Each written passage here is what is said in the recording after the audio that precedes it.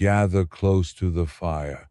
Make sure no one stands too far from the circle of light, because what you're about to hear is no ordinary ghost story.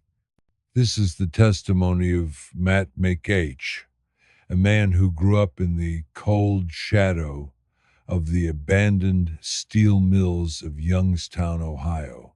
His account is so harrowing that many who've heard it in detail wish they hadn't. Some truths, once glimpsed, can never be unlearned. So settle in, but don't get too comfortable. You need to be ready to run if the darkness ever starts watching you back. A city of rust and death. It was the late 80s, 87, or maybe 88, when Youngstown was already halfway to becoming a ghost town. The steel industry had collapsed, and what remained were hulking cathedrals of iron and concrete, standing silent and rotting along Route 422. They called them the mills, but to the locals there was something closer to tombs vast, decaying, haunted by the memories of men who'd once fed the blast furnaces with coal and ore. The place was dangerous in every imaginable way. Gangs roamed the shadows with guns and baseball bats. Wild dogs, some once family pets, had gone feral and formed packs that tore apart anything weaker. Homeless men lived deep in the labyrinth of rust, building makeshift camps among the rubble. And yet, for boys like Matt and his friends, the mills were irresistible. The lure of exploration and adrenaline was stronger than any fear. After all, they were young and thought themselves immortal. Preparation for the unknown. They always came armed, carrying knives or metal rods, anything to defend themselves from the dogs or worse. Before venturing inside, they would scout the area on bikes, checking the rooftops and darkened alleys for signs of movement. They even built makeshift barricades out of scrap metal shields they could hide behind if the gang showed up. But no matter how prepared they thought they were, nothing could have readied them for what they found or what found them. A night of fire and unease. It began like so many other nights. The boys lit a massive fire near the blast furnace, the orange glow splashing across the pitted concrete walls. Sparks spiraled up into the rafters.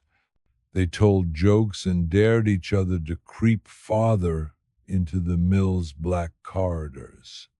But soon the laughter died, replaced by the prickle of unease. The darkness beyond the fire was too quiet. Even the usual scavenging dogs weren't yipping and snarling the way they always did. Then, from somewhere out among the collapsed coke piles, came a sudden burst of motion. 6 or 7 wild dogs sprinting into view, their bodies tense with panic. At first, the boys thought the animals were fighting among themselves, but what they saw instead made their blood run cold.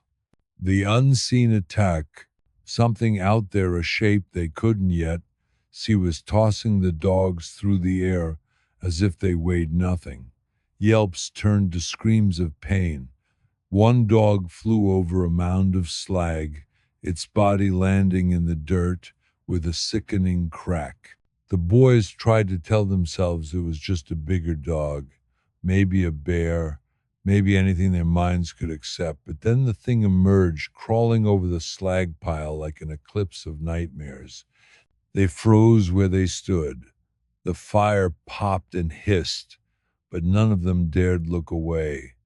The monster revealed. It was as if a creature had been stitched together out of everything that haunted the human imagination. Its body stretched nearly 12 feet tall when it rose upright, more immense than any predator known to science. A black pelt absorbed the firelight, broken only by a single white stripe that ran from the base of its skull to the tip of its long muscular tail. The tail moved with uncanny deliberation, swaying side to side as if it steered the monster's balance. Its head was grotesquely lupinellong snouted, with jaws powerful enough to shatter bone, but its limbs were disturbingly human, ending in raccoon-like hands, each finger tipped with blunt, heavy claws. And then there were the ice-to amber lanterns that burned with their own internal fire, eyes that stared back with an intelligence that made every boy feel as though it was measuring them, studying them, deciding who it would kill first. An unholy claim. The creature stepped forward and sniffed the air, nostrils flaring wide. Then, without a shred of fear or caution, it lifted one massive leg and urinated, the stream splashing across the slag. The message was unmistakable. This place belonged to it. As the stench hit them, several of the boys gagged. One of them whimpered, and Matt knew that if they ran, they'd be hunted down in seconds. Suddenly, the monster's shape rippled like a mirage, shimmering on pavement. For a moment, it vanished into an impossible distortion, its outline flickering in and out of sight.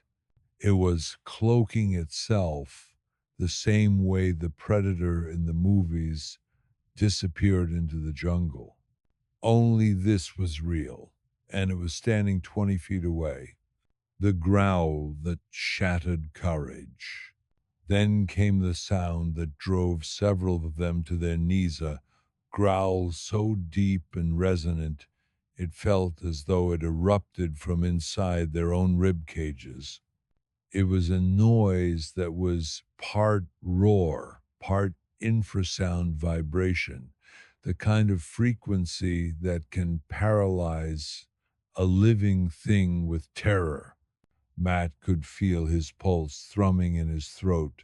The creature stepped closer, rising fully onto its hind legs. In that moment, it seemed twice as tall as any man. Its massive head tilted, and its glowing eyes narrowed, as though it recognized them as trespassers. They were prey, and it was deciding how to dismantle them the last moment before death.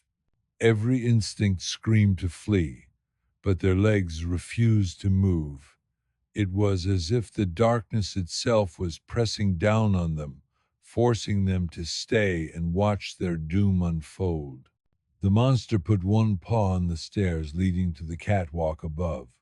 With a fluid grace no creature that large should possess, it began to climb, never breaking eye contact, never blinking.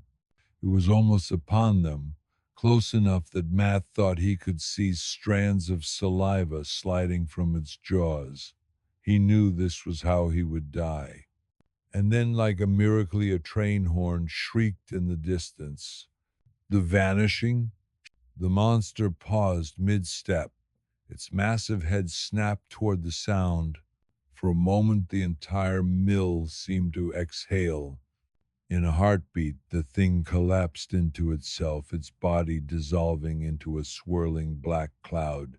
A cold wind rushed past the boys, carrying the stink of blood and decay. And then the creature was gone, only wet paw prints and dark smears on the ground remained to prove it had ever been there. A frantic escape. Panic finally broke the paralysis. The boys scrambled over the slag, tearing their palms on jagged metal as they fled. No one looked back. They climbed the slag hill, sprinted across the gravel, and ran until their lungs felt ready to burst.